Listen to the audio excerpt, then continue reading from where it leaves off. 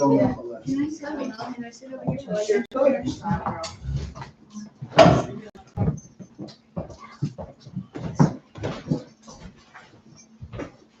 Can you see on it, Rick? There you go.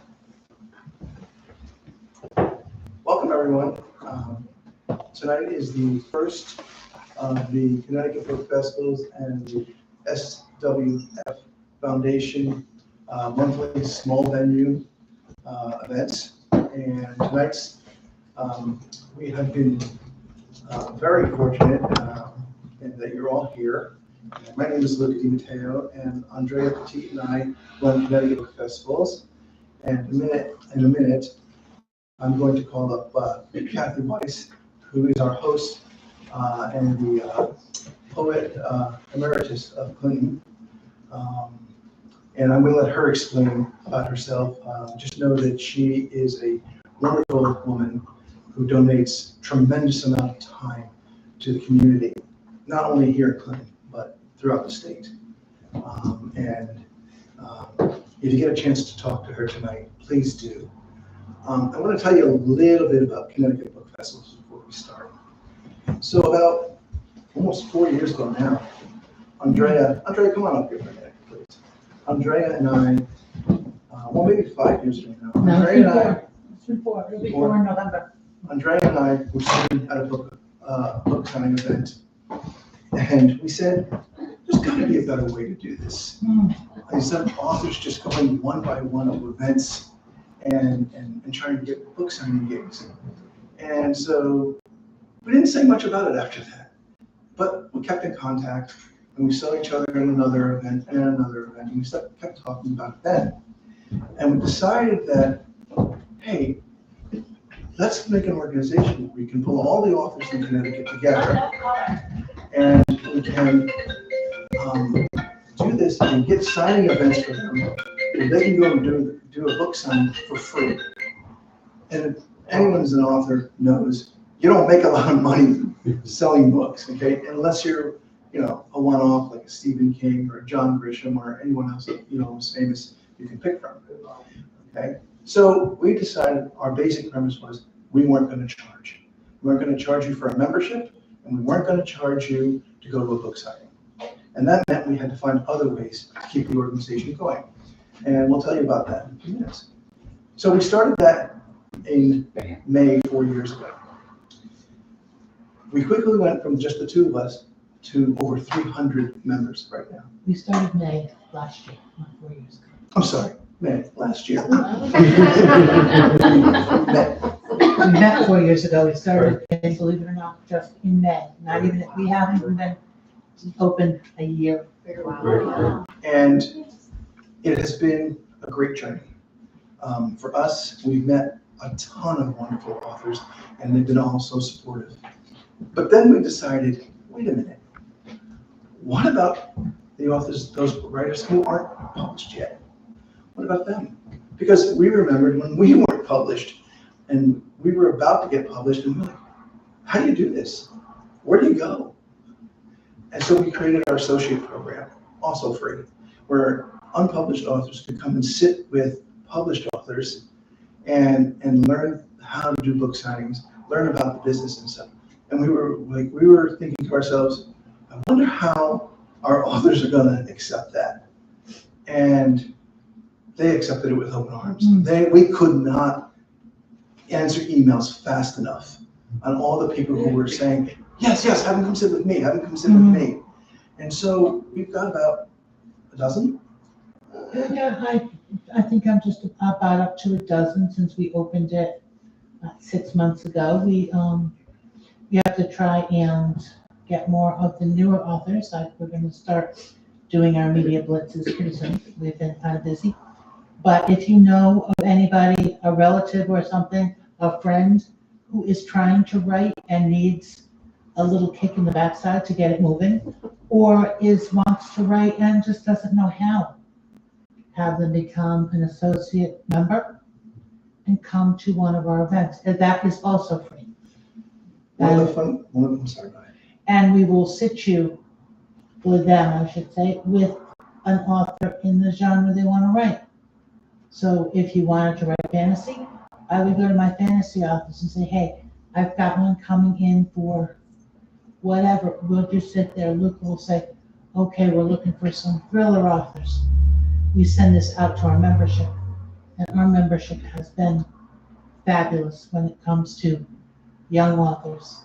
But I don't mean young as in age, I mean young as in brand new and may never have even picked up a pencil yet, but has it in their head that they want to write a book.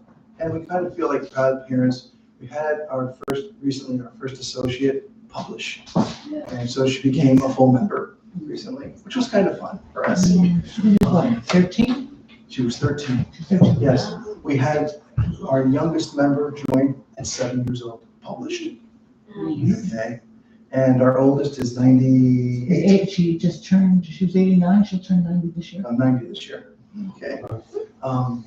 Yeah, we don't discriminate. No, we take it away. Without saying any more, here we go. Kathy Weiss, our host for tonight, hostess for tonight. Well, we do have a So- host in this. We do one. have a And host. yes. You should also know, when you see our flyers go out, I write them, she rewrites them. I do the artwork, she doesn't get to touch that. I don't get to do the artwork, I just get to put the artwork. She'll call me up, if I send it out accidentally before she said, she'll call me up, take it down. Thank you. And now, Thank you. let's bring up And now Kathy our Weiss. hostess, Thank you so much. I'm so glad that we met. so am I. So and I'm so glad to be hosting this event. I think I've said hi to everyone already. I'm Kathy Weiss, Executive Director of the SWF Foundation, with my husband Seth Weiss. I just want to welcome you all here. Tell you just briefly what we do. We strengthen communities. We've been in force at least about 30 years, maybe, Seth? I've been working 20 years. We've done a lot anonymously, but after COVID, we just decided we had to step up. We had to do more. We had to do more for community, so we opened up this space, and we started aggressively raising money to replace everything that we did during COVID, because private foundations like ours, and we're really the only people that could help, because regular nonprofits were closed during lockdown. And so that's us, and so that's what we do. And right now we're feeding an awful lot of people. Did a project there with Senator Blumenthal and in the Towers Foundation, and we're feeding through a project that conserves energy. We're feeding 200 seniors 2 meals a day. And recently, last year, I received the Beacon Award, and to celebrate, my husband and I raised money from my last book, and we raised enough money to give diet specific meals to homebound, because I'm a gerontologist. I have a degree in science, a degree in physics, I have a degree in social work with a gerontology major. And so we decided, all my life I've wanted to, try to help people at home, and Meals on Wheels is great, but there's nothing, if you're diabetic or whatever, everyone says, do you have diet issues? No, I eat everything. Body not my Ozempic, okay? But I mean, it's, so that's why when people come, I want everybody to enjoy. Same with our house, we designed it. It's every room is wheelchair. Why? Because I want everyone to come, we're all inclusive, we believe in community. Very sweet. And so everybody loved that. Seth and I delivered 100 meals to people in town, and they loved it. They loved the food. So we got this program going and funded for another year. And so I just found out yesterday that I won the Shiro Award. So I'm really happy about that. So I guess we're gonna have to do something again, Seth. Do something more meals, get in the car. So, but anyway, that's what we do. That's a little bit what we do. And we've hosted lots of things here, because this is a community space. So if any of you ever wants to have we're gonna host for Connecticut Book Festivals. We believe in what Andrea and Luca. I know his name. I don't have the dementia yet. And I didn't even have wine tonight. Thank you. So we believe in what they're doing, and so we're so delighted to host.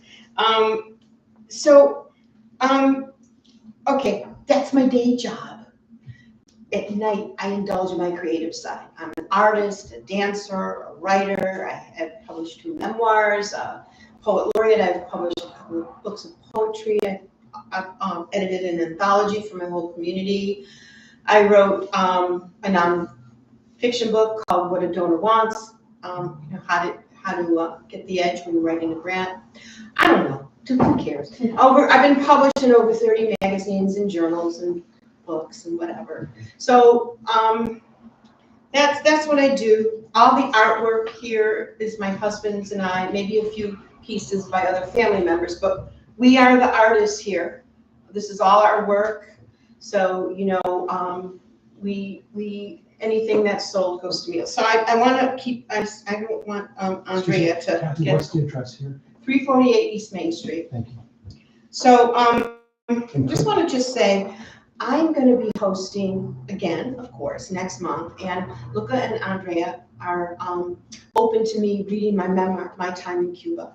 My husband and I had special permission to go to Cuba as a nonprofit arts exchange. I just had to write about it because I was astounded what it was like living in a communist country. And I'm going to be bringing in a movie and lots of art photos that I did in Cuba. And if you do buy my book that night, it's going to be 2 large-sized meals. So I won't get a penny. It will go to the community. So I hope you do come back. Because all our books and art are for donation only. And I think I want to end it here. Oh, you know what? This is all free. My husband buys the food and I make it out of our own pocket. It doesn't come out of our foundation. But if you'd like to make a donation, I'm open to checks or Venmo or PayPal. Not Venmo, but anyway, I don't want you to feel that this is not what tonight's about. I don't want you to feel that way, but the begging bowl is over there. So, all right, thank you. Luca is going to introduce the next author. Sometimes people get parched, so I want to. Thank you, Kathy. She's very modest. She does a lot more, and so does Seth. So tonight, these small venue events that we do for Connecticut Book Festivals are genre specific. Try saying that. And tonight is suspense thriller. And we had 3 authors for tonight, and unfortunately one of them fell ill. And so I am subbing tonight with a murder mystery, and so it's a little off. But first for tonight, with his book, is Paul Sargent. Please come on up. And Paul, tell us about your book, The Catch. Okay. And your process and everything. Oh, here. Did you want to show me? Yeah, I'm gonna put that up after a safety. Okay. Well, thank you, Luca, and Kathy and Seth. This is a great place. And Thank you. you see, you are really great people. Wow, what you do is pretty amazing. Thank you for this. And by the way, if you like suspense novels, Luca's Greenhaven is a great book. I read it. Thank you. It's very, very good. So there's one you might like.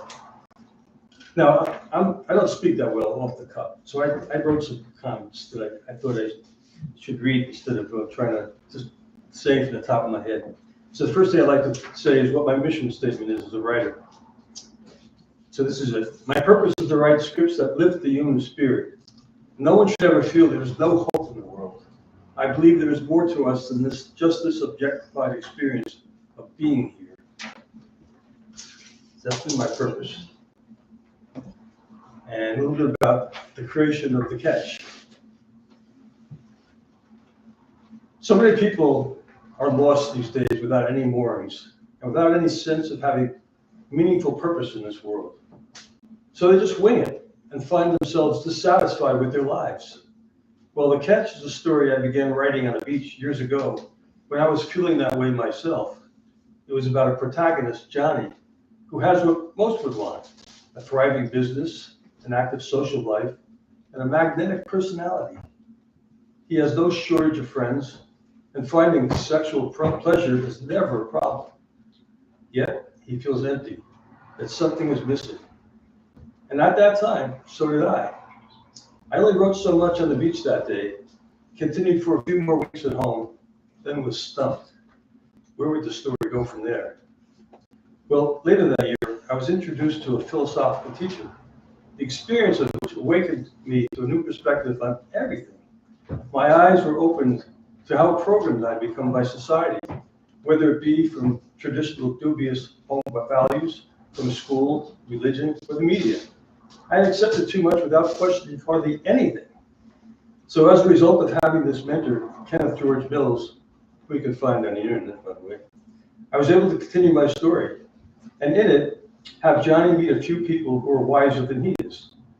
He's eager to hear what they have to say, too, because he's got to the point where he knows within himself that something needs to change, just as I had. However, I didn't want to write a dry philosophical book. I had been brought up on adventure.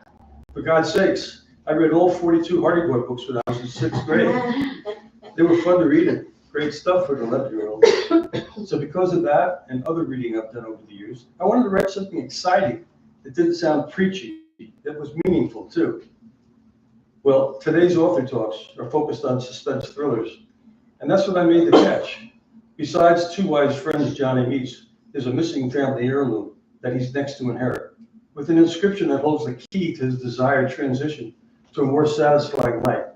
The search for that turns a story with a philosophical bent into not only a suspense thriller, but one with romance, besides the encounter with some devious characters who leave Johnny and his friends in danger. So I feel the novel may not only open one's eyes, but also be a satisfying, entertaining read. Now, I do have a section of the book to read, but I also have a little video to show, which the publisher of my book, Panda Publishing Agency, also marketed it. And so they made this video ad. It's only about 2 minutes long, so I'll put it on. Give me a second.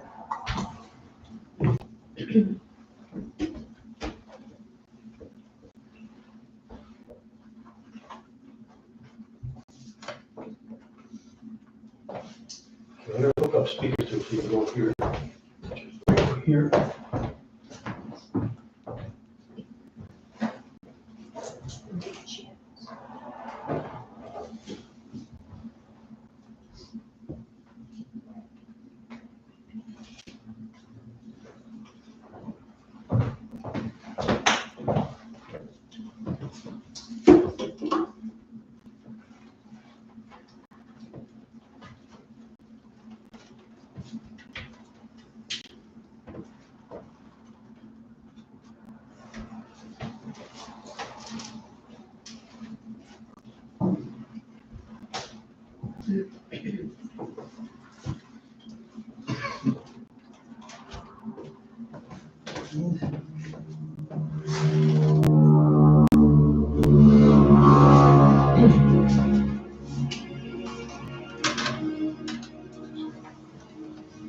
This novel is one of self-discovery, wrapped in a romantic mystery crime thriller. A man realizing the shallowness of his freewheeling lifestyle and the need for change. Johnny Sloper seems to have it all, a successful marina business and a carousing social life, yet something is missing. When he meets Michael at a softball game, he begins to see a path for change. Then his Navy captain uncle sends him on a mission to find a missing family heirloom. Along the way, he meets Robin, and both she and Michael assist with the search. For they realize the heirloom holds a message key to Johnny's transition.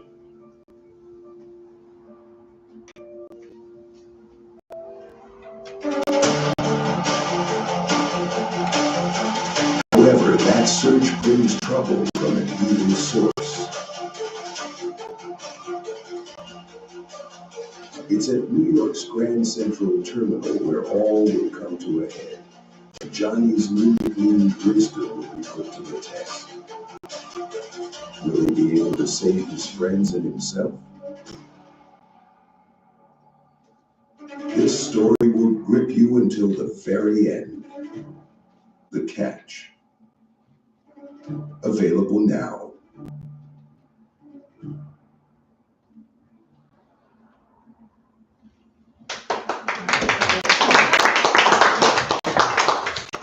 Do I have time to read from, Christine? Yeah, but I just was blown away by the video. I had to clap. I want one now. Yeah, well, Right, It's all AI generated. that's great. Yeah. Wow. Yeah. Anyway, this scene takes place at Yankee Stadium, in big baseball game, by the way. And there's a little background to the scene before I read it.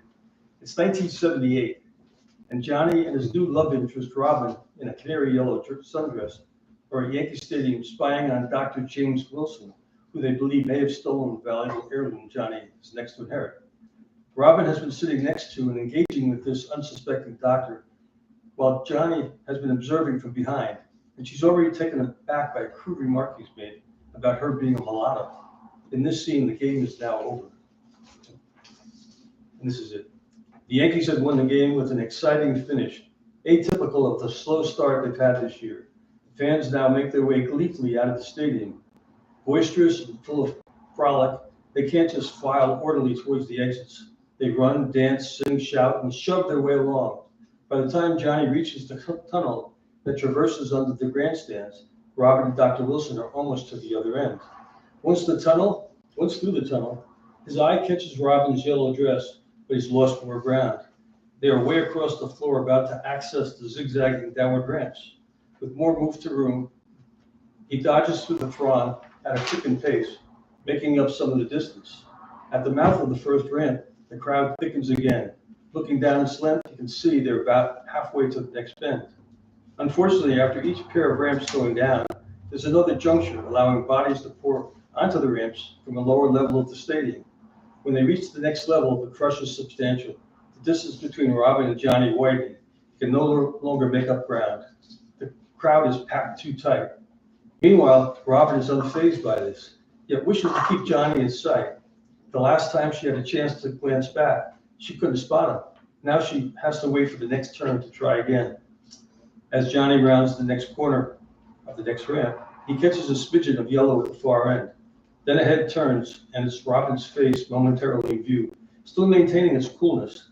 At the last instant, their eyes meet, just as she rounds the bend below them. Outside the stadium, fans pour into the plaza from the open gates. After a while, Robin and Dr. Wilson appear among them, the latter taking a quick look around the area. Sorry to say, he says, I think we better take a train. A taxi will get stuck in traffic. Sure, that's undoubtedly best, Robin says, wondering if the short pause will allow Johnny to catch up. Glancing back, she realizes he hasn't exited onto the plaza yet. This is crazy. My heart is beating a mile a minute. I may lose her stuck in this mob. Why did I let her do this? She says she can take care of herself, even if we got separated. But I can't give up. She could be in danger. Who knows what Wilson is capable of? That comment about mulatto women, chilling. What? From a genteel-looking medical researcher? Our suspicions about him are probably right. Momentarily, Johnny squelches his negative thoughts about the situation as he reaches the exit gate. From there, he hurries from the pack to a clearing where he hopes to get a better view and see the yellow dress. It's all he can make out. It's across the plaza, moving towards the subway entrance. Run is all he can do, and run he does, dodging and often brushing against people, leaving not a few startled in his wake. 3/4 of the way to the entrance, where he last saw the yellow dress disappear, an older woman steps in his path. He sees her in time to let up steam, but can't avoid bumping into her. Sorry, he says hurriedly, while grabbing her by the shoulders to keep her from toppling over. She responds with a machine gun burst of expletives, but so consumed by the urgency of the moment, Johnny says nothing further and continues on. When he reaches the subway stairs, he has no idea if he still has time. Anxiety due to the possible futility of his hustle and the feeling of losing sight of someone newly special in his life suddenly results in a recurrence of a knotted sensation in his gut. His hand goes there as he doubles over and comes to a stop. Why now, damn it? Precious moments of his pursuit slip by, but the pain, never reaching its previous intensity, soon subsides and he descends the stairs. Besides graffiti scrawled everywhere, it's dark and dingy as most subway stations are. But Johnny quickly adjusts to it and rotates in place to scan the jam space. It isn't long before he sees her. She's squeezed in among the crowd on the platform near the track. Dr. Wilson is pressed up against her from behind, his arms at her sides. The echo of a train is rumbling somewhere in the subterranean distance, getting louder and louder by the second. No time to spare, I need a token. Can't risk getting caught jumping the turnstile. Instead, Johnny gets in line at the token booth, a line moving reasonably fast. Keeping one eye on the platform, he sees the crowd tighten as the echo of the incoming train becomes a roar. When it's only one person ahead of him on line, he turns his attention to the booth. He can now hear the squeal of metal wheels against the metal track. The sound's now free of the reverberation of the tunnel as the train pulls into the station. The woman in front of Johnny speaks only Spanish, and the token seller has trouble understanding her. Impatiently, he looks back towards the track. The train and all its colorful graffiti painted glory is stopped. He watches as the doors open. I've waited long enough. Abruptly, Johnny leaves the line and sprints for an unoccupied turnstile and leaps clean over it. Immediately, a transit cop comes out of nowhere and grabs him by the arm. Over here, buddy. You're getting a fine, the cop says as he jerks Johnny's away from those waiting outside the train. We've had enough of you Yankee fans abusing the transit system. Let me see some ID. Meanwhile, a trickle of people departs the train, followed by a wave of humanity moving towards the doors. Dr. Wilson raises his hands to the back of Robin's arms and, exerting pressure, guides her through the throng. Johnny tries to resist the hold on his arm, but quickly realizes he could also be charged for resisting an officer. Instead, he gives in and looks past the cop to witness the train doors closing. Robin, visible through one of the windows, packed tightly inside. God, I hope she really can take care of herself. As Johnny continues watching, the train slowly moves out of the station. That's it.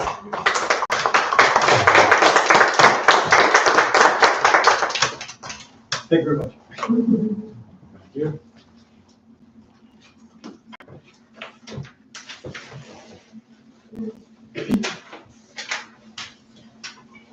Well, can we see the cover? What's that? Can we see the cover? Oh, yeah. The new cover? Yeah, I meant to hold it up first. That's okay. There it is. So, Paul. Oh, the explanation code is very important too, by the way. There's all types of catches, but this is like the highest level of catch you can have. To know what it is, you gotta be done. Paul, before you leave. Yeah. So you are a scriptwriter also. Screenplay writer, right? Bunch of screenplays. A screenplay. Unproduced, but yeah. Did you find it difficult to write the novel, being a screenplay writer? I actually started writing the novel first before I even started writing screenplays. Mm-hmm. So I gave up on the catch for quite a while before I went back to it. And then I dabbled with the screenplays and then just got into that and just ended up writing 8. And then it says, it's time to get back to that novel. So I just took it out. I actually finished the script in 1995. It's so badly written, I just put it aside. And probably says, now's the time to go back to it. I did. Thank you, guys. Thank you.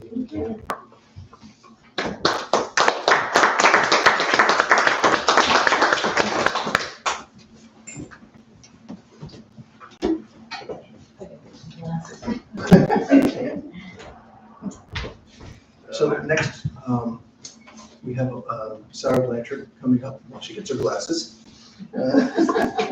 Take your time, Sarah. Sarah is a psychological thriller and suspense writer and a poet, accomplished in both. And she also has spectacular covers. And whenever she sends me one of her books, I send her an email back. I love the eye in this one, or I love this or that in it. When she holds her book, you'll see what I mean, because this one catches me with this eye. Paul's book is a new cover on it also, which is very good also. I like the cover too. I had said it to you when you walked in today. So it's funny because, as I said earlier, I do a lot of the artwork for Connecticut book festivals. I know book covers, better than I know authors. And a lot of them will show up and they'll be like, they'll have to introduce themselves. As soon as they put their book out, I know what it is. So, no more interruptions by me. Sarah? Thank you, Luca.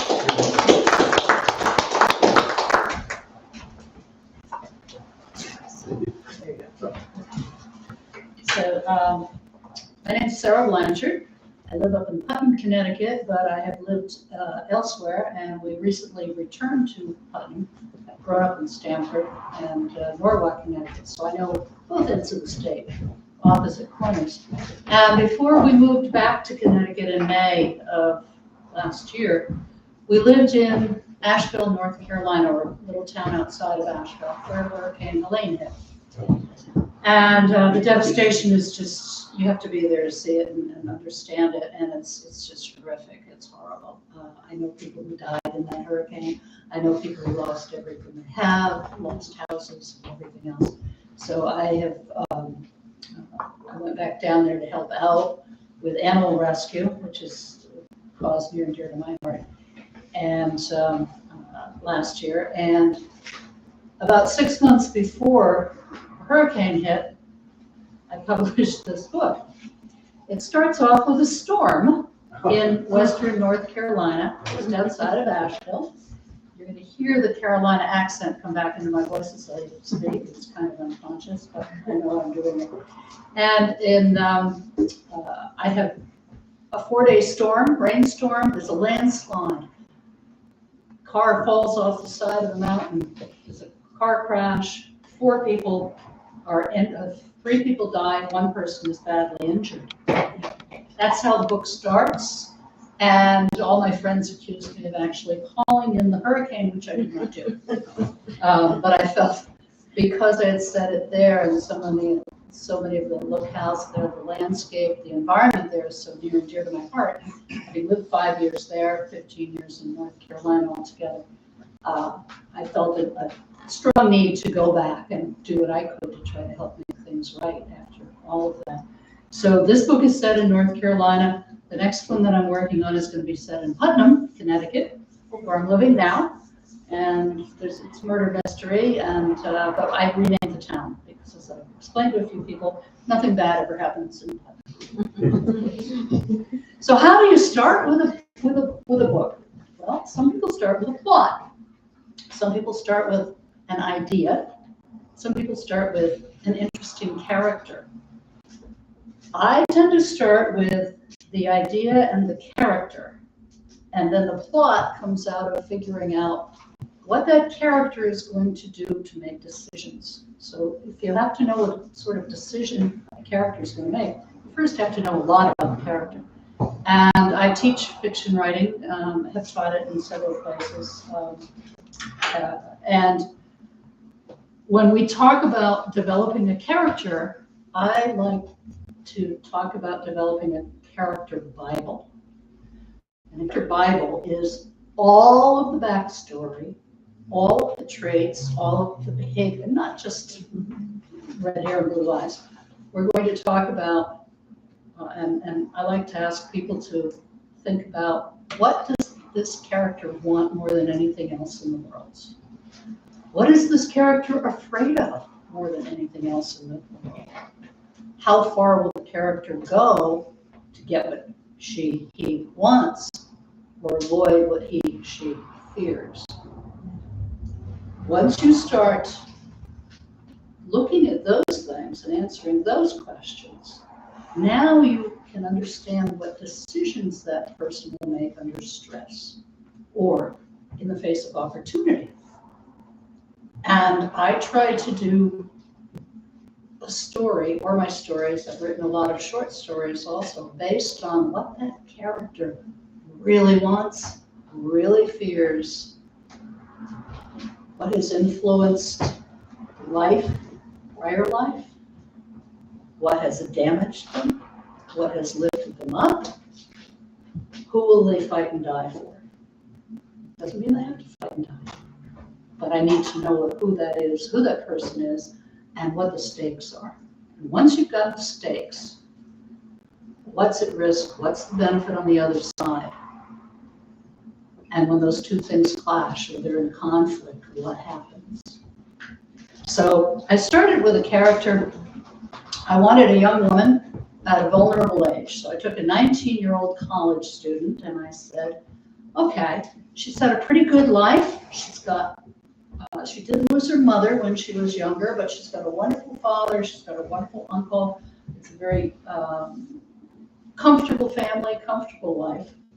But she's got this other person in her life who's going to make things difficult for her. And that person is her cousin, who is kind of the black sheep of the family. We're going to have the two of them actually live together.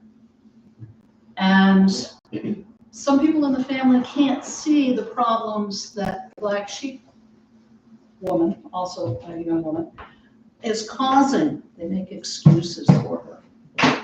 The protagonist, we'll call her Emma, that's her name, is has always been accommodating and helpful and feels bad for the cousin.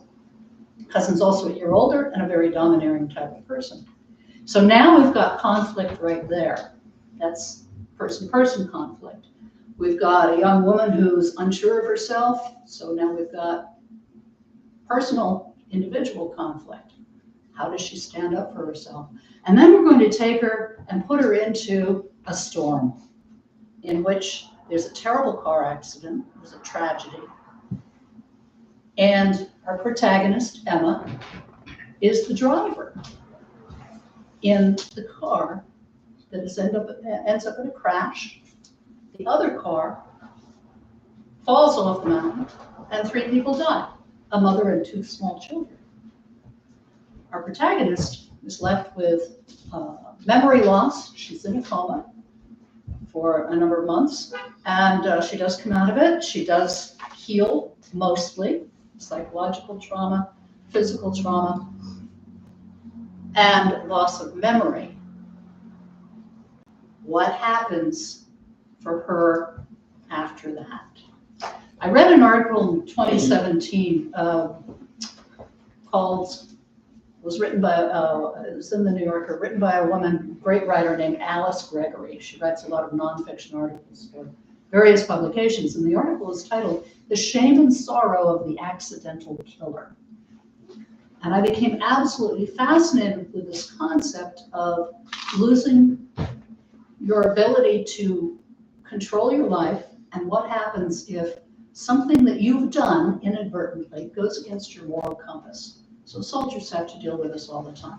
Anybody who comes out of war or battle with PTSD after seeing horrific things, knowing that they may have caused those horrific things, and yet they're simply doing their job. So if someone is caught up in a situation like that, how do they feel about that? And then how do they get their life back on track, or can they? And how has it changed them? So I wanted to combine those elements in this story. And meanwhile, I've got my character Bible going for the protagonist, the antagonist, the supporting characters over here, and I'm going to bring in a whole troop of people to help support Emma, friends, in a very loving, protected community, but she's actually operating in a bubble because she's safe, she's comfortable, but her life has basically been stuck. She hasn't been able to resolve this question of, well, was I even at fault? The police ruled it an accident, an act of God. The landslide simply caused the accident, but she's not sure. She thinks that maybe she had done something to cause that accident, but there's no way to find out until the cousin comes back into her life 8 years later, and the cousin might actually hold the key. Meanwhile, the cousin has her own wants and desires. She wants to take over the family business and get some money because she's going through a terrible divorce, and she really needs something from the family, which is reasonably well-to-do. So now we've got this whole new conflict going on. The key to the question of what happened on that mountainside is locked in one other person who might have been a witness to the accident. So that's where we go with this. And if you'd like, I'll read a little bit of one scene from this. Oh, and we start off also with, the cousin is an artist. The cousin named Lucy is an artist, and Emma, our protagonist, is her often model for drawings, charcoal studies and drawings, life drawing. So they, Emma is sitting for Lucy. They're in the storm and they're locked in the cabin for these days and nothing else to do but draw. And especially if the power goes out, right? And there's no internet out there in the middle of the mountains. Lucy especially loved the gritty messiness of charcoal. She often used both hands, holding a drawing stick in her right and a blending stump or an eraser in her left. If the work went well, she'd swap the blunt stick for a thin piece of burnt grapevine or a white highlighter. She was her own toughest critic, though. Most drawings were abandoned halfway. Sheets of 60-pound Strathmore crumpled on the hearth made excellent fire starters. Now, Lucy paused, scowling. Emma, I've got the lighting right, but your composition, this composition is flat. It needs depth. She pointed her charcoal at Emma, accusing, you're easy to sketch, Emma, but hard to draw. I want myth and mystery, but all you're giving me is saints and serenity. There's no depth. I need a model who can show me depth. Emma tried to speak without moving. What did I do? Was I shivering? I'm trying to hold still, but it's cold. Half of her body was covered by the blanket, the other half exposed. She felt goosebumps and nipples rising, probably not the look Lucy was looking for. How about a Mona Lisa smile? That's mysterious. Stop that, mouse, Lucy muttered. Don't move and stop mocking me. Emma flinched. Sorry, I'm not mocking. I'm no stupid Mona Lisa face. There was a snap, and Lucy groaned. Shoot, I need a new stick. She rummaged through her box. When she resumed sketching, the strokes came hard and rough, like a rake scraping concrete. Em, Lucy demanded, why don't you ever get angry? I'm trying to put some emotion into this drawing, but you're not giving me anything. Time to shut this down, Emma thought. Get up, get dressed, get warm. She remained in her chair, distracted by the sight of her own reflection in the window, floating in darkness, framed by an exuberant mane of curls. Her face looked blank, inconsequential, the mask of an artist's mannequin. Okay, Lucy said, if you can't do anger, try shame. Think of something shameful like that asshole in 7th grade. What was his name? The boy who grabbed you behind the bleachers. Remember how he got you down, shoved his hands under your shirt? Emma's goosebumps vanished in a flash of heat. Lucy was prompting pain like it was a friendly bit of nostalgia. Remember what that felt like? Show me that feeling. I want to draw that. Then she continued amiably. Remember how glad you were when I hauled him off you? Remember what I did to him? You were so scared you were crying. But I saved you, right? That's not fair. The blanket slipped to the floor as Emma leaped to her feet. Naked, not caring, she spun to face her cousin. I'm done. Lucy kept drawing, apparently unconcerned that her model had broken the pose. Okay, so give me something else then. How about some random time when you really messed up? Now, forget that. Mouse never screws up. Oh, I know. How about grief? That could work. Remember when your mother asked you to go skiing with her, but you said no? So she went alone and then she died. Lucy stepped back from the easel to inspect her work, shook her head and sighed, and added as an afterthought, I love skiing with your mother. If I was there, I'd have gone. The casual cruelty took Emma's breath. No, she choked out. You don't get to use my grief for whatever this is that you're doing. Lucy resumed drawing. She remained silent. From long habit, Emma sought conciliation. Lucy, I'm sorry about your mother running off again, but what you're doing right now, you're messing with my mind. Don't dump all that on me. Emma had captured Lucy's attention. The scrape of charcoal stopped. Much better, Mouse. You're actually defending yourself. This is exhausting. What's exhausting, Emma wondered. Drawing me or bullying me? How could she defuse her cousin's anger?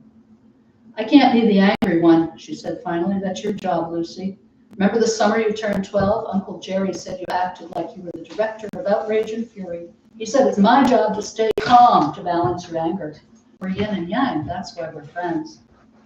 Suddenly Lucy was standing way too close, pushing her fury into Emma's face. Yin and yang, friends? That's it? That's what you think we are? Sit down, Mouse. I'm not done.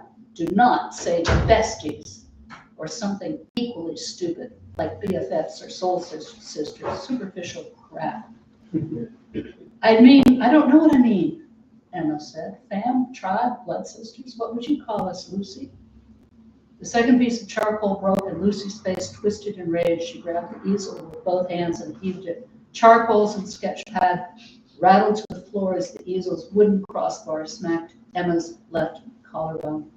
Too startled to cry out, she crumpled to her knees on the bare floor, whimpering, gasping for breath.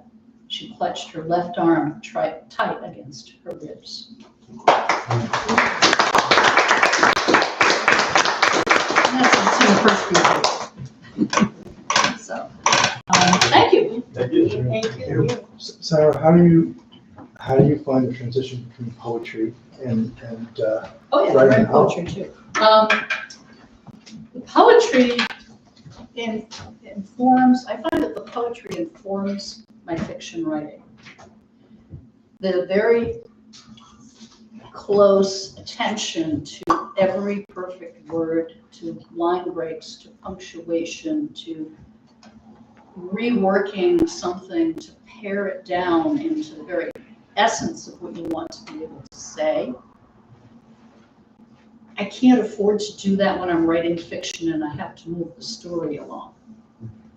But what I can do with poetry is find those phrases, those descriptive imagery parts that then fit into this so that I can visualize a particular scene or a person or something I really want carefully to describe. And that often comes out of my poetry and goes into the fiction that way. And when I'm stuck on something in my story, I will simply go sit out in the garden and work on a poem instead. Sometimes the poems come from the fiction. Sometimes it goes the other way. I had a very good editor, developmental editor, who looked at my first draft of this, second draft of this, and she said, you have lots of lovely phrases. You need to pare them back and not have so many lovely phrases. You need to not go down so many rabbit holes. They're interesting rabbit holes, but you have a lot of them. And I tend to do that. Oh, this is interesting. We're going to go over here. Squirrel. So what she said, though, as a way of dealing with that, she said, you're going to pare it down. If it doesn't contribute to the story, take it out. But don't kill it. There's this phrase, you gotta learn to kill your babies, kill your children, you know, these things that are so close to your heart that you've written, and how could anybody not absolutely also love it? And she said, don't do that, don't kill it, rehome it, okay? Give it a new place. So I actually had a piece in here, there's a dog in here, there's a schnauzer. We've had several wonderful miniature schnauzers. And so there was a dog in here. He is still in the book. But I had this whole big, long, lovely bit about the schnauzer, which had nothing to do with the story going forward. So I took the schnauzer, that part of the schnauzer piece out, and I turned it into a poem. And it's called Ecstasy, a Small Dog. And it was all about the particular joy that this particular dog had and the marvelous, unbridled affection that a good little dog can have for a human being. And it became a poem. So it's in the poetry book, which is also on the table. And I've done that quite a bit. You learn, in the process of writing, you learn to find those things that contribute to the story, to the character, to the conflict, and don't take people off over there when really they're going, I want to be over here, I want to be over here. So you're going to help them stay over here. So I hope that answers your question. It did. Okay. Thank you. Any other questions?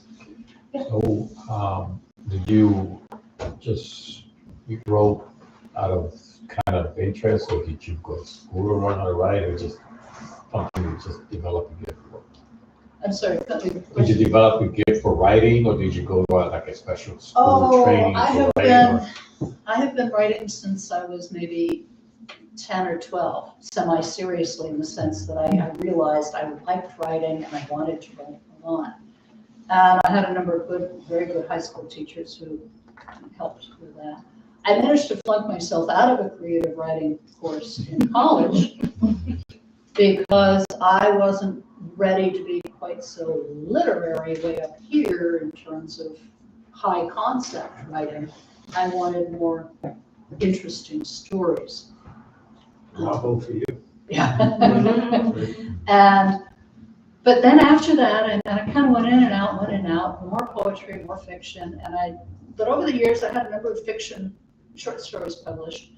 And some garnered some serious attention, and some awards here and there. But I wasn't particularly prolific because I was also busy earning a living. So my writing for 35 years consisted of, here's how to drive a forklift, and let's do catalog copy. I worked for 13 years for a company, some people may know, Crabtree and Evelyn, which was based in Woodstock, Connecticut. And I was their catalog copywriter. I was on their marketing team, and that's where I wrote the forklift manual. I wrote whatever they needed me to write. Speech for the CEO to deliver for a scholarship he was giving away, things like that. So I always knew I could, and I have an MBA in marketing, so I've always done corporate communications. I've always known I wanted to get back to my fiction and my poetry. And so I do this. It wasn't until I retired, my husband says, no, you haven't, you never do, that I really started to dedicate more time to that and started to get serious about it. So when I got serious, I was living in North Carolina at the time, and it's a marvelous place to be a writer because the North Carolina Writers Network is this really muscular, powerful, statewide organization. They do big multi-day conferences twice a year. And there are tremendous numbers of marvelous writers to learn from.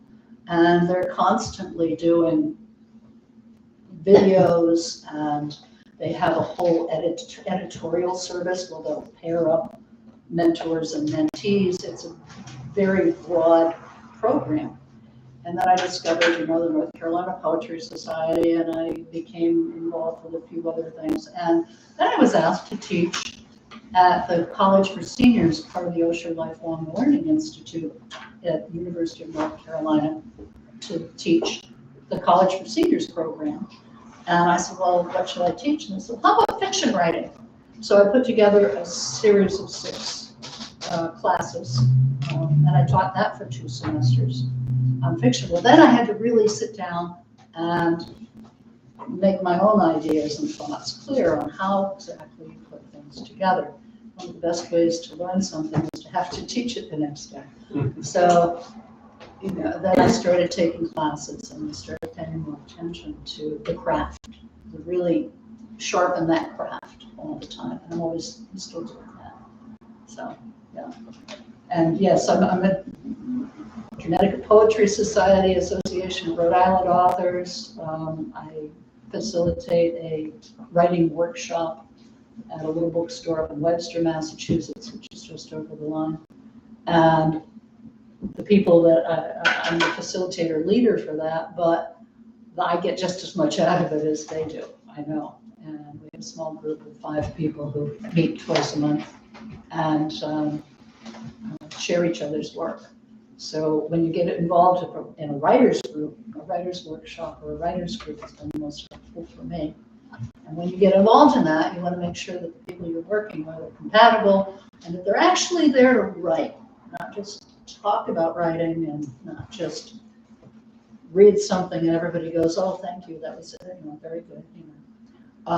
We actually critique and make suggestions respectfully, but we make suggestions and we try to improve each other and ourselves all the time. So that's been really, really valuable to me, to be able to do that. So. Thank you. Okay. Well, let me just grab my book real quick.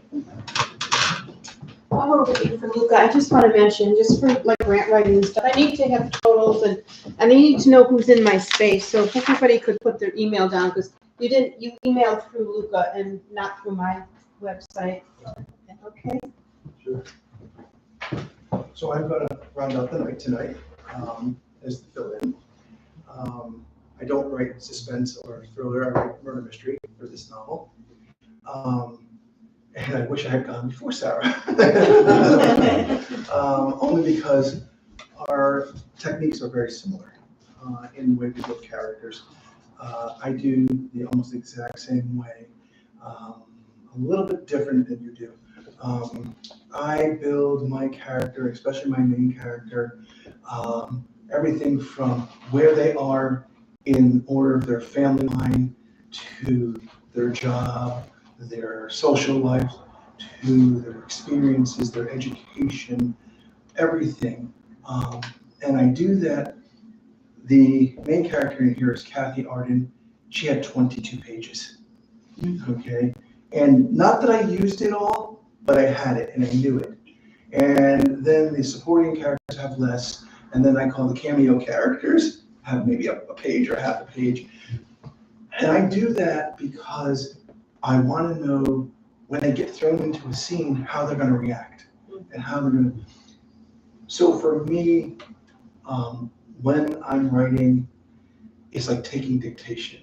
The characters come alive and they start talking to me. And I'm just typing as fast as I can. And I tell people, my first draft is just dictation. My editing is where they come back and tell me where I got it wrong. Okay, and sometimes it's really loud. And it's been 4 years, almost 5 now, no, 4 years, since this book has been out. And my second one is done and being shot now. My third one is on its way. And I have a fourth and fifth already going to.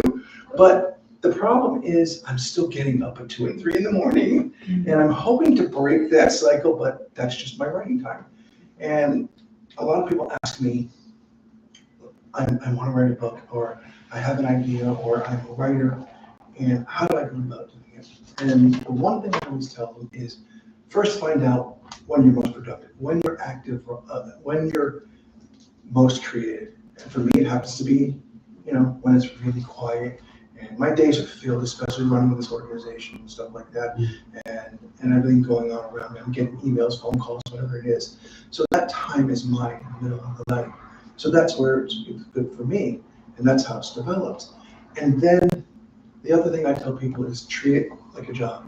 Make an appointment to write. Okay? And when I was writing this, it was a much different story. So I was a doctor for 28 years. In 2018, I blew discs in my back. I went to bed and I woke up in the morning and I couldn't get out of bed. So yes, you can get hurt sleeping. Okay, because I am. Okay, I wound up having 2 back surgeries, and in recuperation of the first one, I'm lying there. Well, let me back up for a minute. They basically told me I needed to retire, or they guaranteed when I was 65 I'd be in a wheelchair, because I had. Once they started taking the MRIs and the X-rays and everything, besides all the spinal stenosis and the degeneration and everything. There was a whole host of things. Basically, I had the back of an 80-year-old. And I was like, gee, thanks. Because I hadn't had anything wrong until then. And so 3 weeks later, I quit, walked away. And I said to my wife, and I was having surgery, and I said, now what? And she's like, you love to write. You always wanted to write a novel. And so whatnot. I wrote this in 4 months, but I really wrote it in 8 weeks, and then rewrote it. But so this was the thing that kept me from going down the rabbit hole.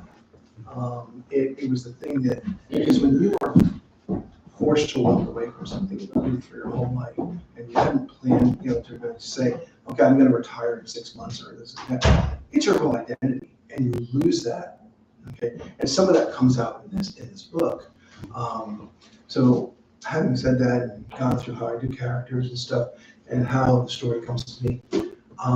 My first attempt at a novel, of course, why make it easy? So it's 3 storylines running at the same time, okay, simultaneously.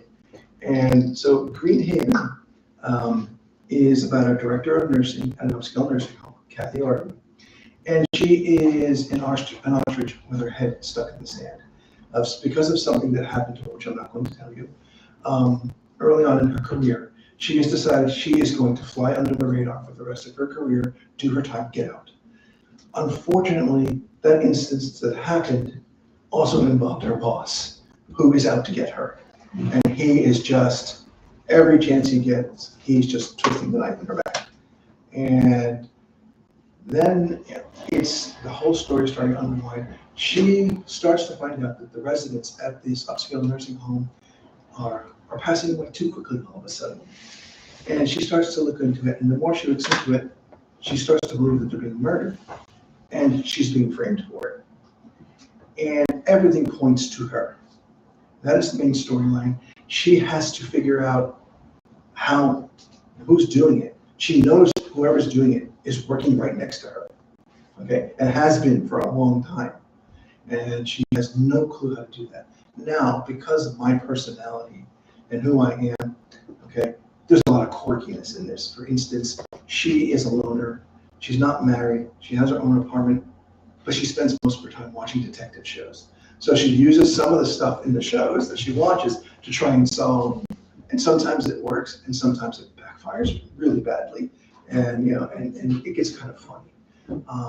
There is a grumpy old detective, seasoned detective, who's after her, and he's bent on putting her away for the rest of her life. That is the main storyline. There is a nun and a priest in the book who are young. They come from very different families. He is a trophy child from an upper middle class family whose parents had him. They're off doing their own thing, and they basically stick him with the nanny all the time. And he's looking for belonging and love, and he joins the Catholic Church because of that. She is an orphan, okay, and moved from home to home to home, and she becomes a sister because she couldn't become a nun because she didn't have the fortitude to go through the whole process, so she became a sister. They are put together by the bishop to service this and 2 other nursing homes, and they're fondly known as the holy couple. And there are rumors being passed around that they're more than just work associates, which you'll have to find out. The final story is about the owner, Oscar Green, whose father who passed away. But before that, he was in a nursing home that was subpar, begging his son, who is a mediocre construction contractor, begging his son to move him to a better place. And his son never got around to doing it.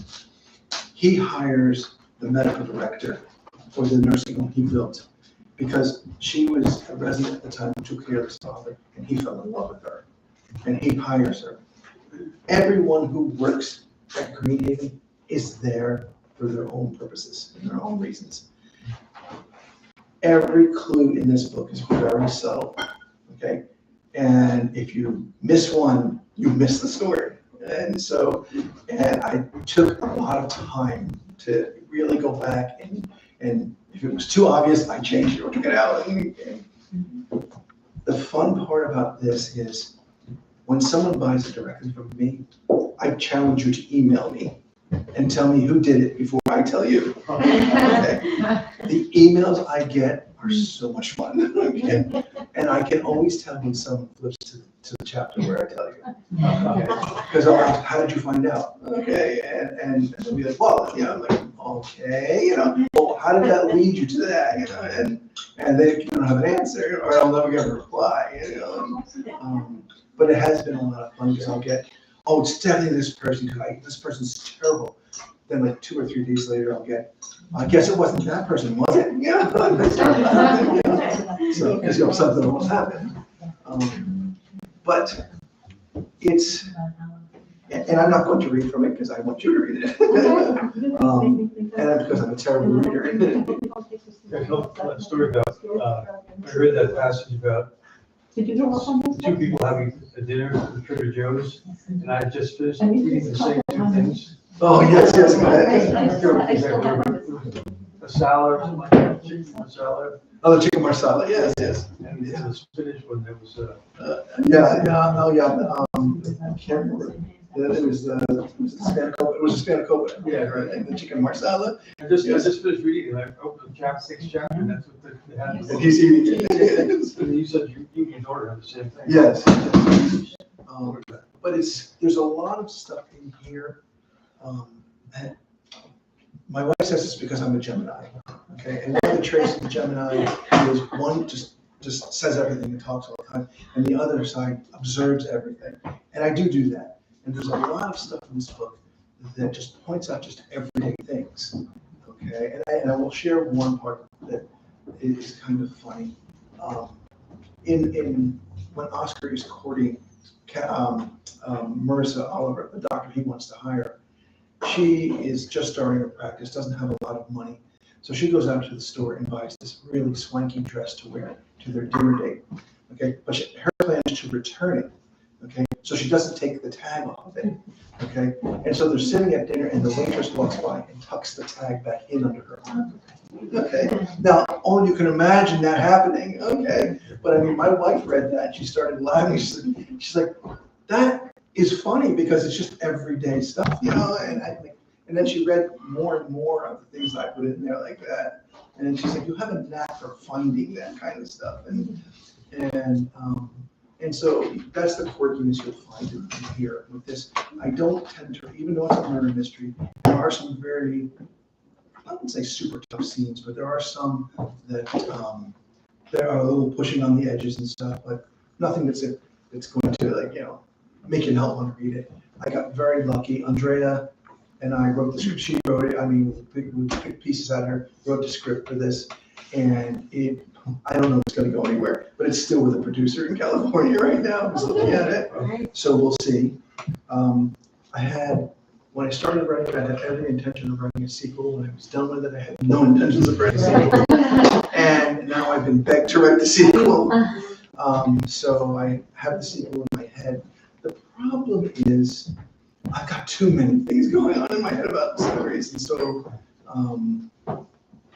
I was telling you guys, my second novel that is out there right now, but not that one, is about a young doctor who is trying to fix the broken health system, because I was a doctor. But my third novel, which is almost done now, I got asked to write a short piece for a magazine, about 500 words. My first pass was 15,000 words. Okay, so I got on the phone with the guy at the magazine and listen, I just can't do this. This is not me.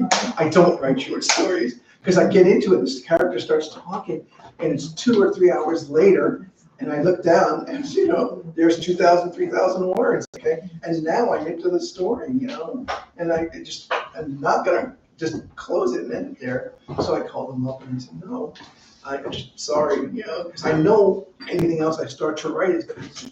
So I started writing this detective humor, and Andrea has read it, and a couple other authors have read it, and they're like, okay, stop writing everything else. Just write this, okay? Forget everything else. You don't good at everything else. Write this, okay? So that's got to be a 4-parter eventually. So when you talk about, you know, delving into different genres and stuff like that, I'm all over the place like you are, you know. So I don't think you have to stay in any particular genre. And for me, it's how the story comes to me, okay?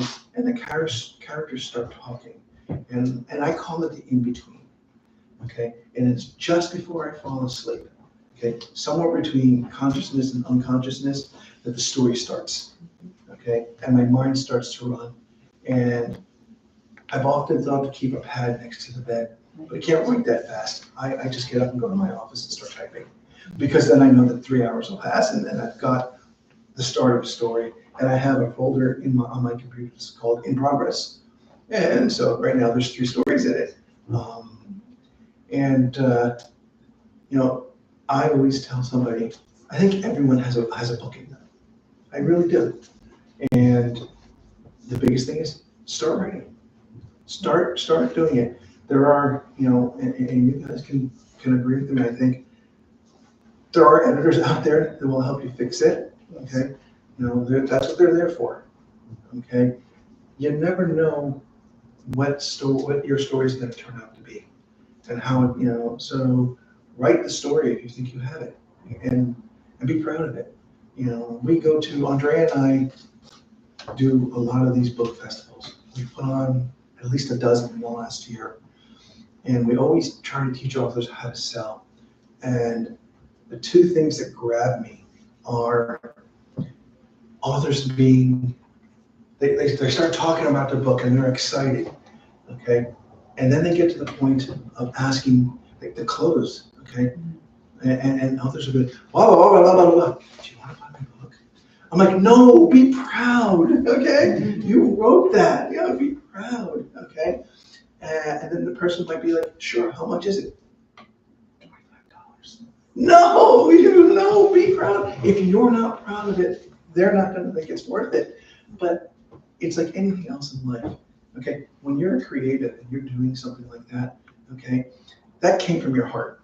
That came from inside of you, okay? And if you've got that out there, be proud of it, okay? This thing, I wrote it. It was edited 4 times. There's 37 mistakes in it. Okay, I know every page where they are. Okay, the next edition hopefully will be coming out next year. Okay, the next volume with corrections. Hopefully, if I decide to do it, I don't know. But I don't know. Because depends what if I'm going to write the sequel to or not. People don't seem to like it as much. I read a John Grisham book once, and more than once I read all of them because he's one of my favorite. But at the back of it, it said, thank you for reading my book. If you found any mistakes, please don't email us. We've done our best. I thought I almost put it in there. I almost did before I knew there were mistakes. Anyway, on behalf of Andrea and Kathy and Seth and myself and our 2 wonderful authors here, Paul and Sarah, thank you for coming tonight. And one last thing, Connecticut Book Festivals is very near and dear to Andrea and I, and to our authors, I hope. But we're more than just a book signing organization. We pair with professionals to do audiobooks, headshots and book covers. We have website. Web design. Huh? Web design. Web design and marketing. We're constantly bringing on new professionals. And because You forgot one of our, yes, I'm getting to the podcast. okay. I was gonna say, I'm holding it back. Hold on, I'm holding it back. Okay.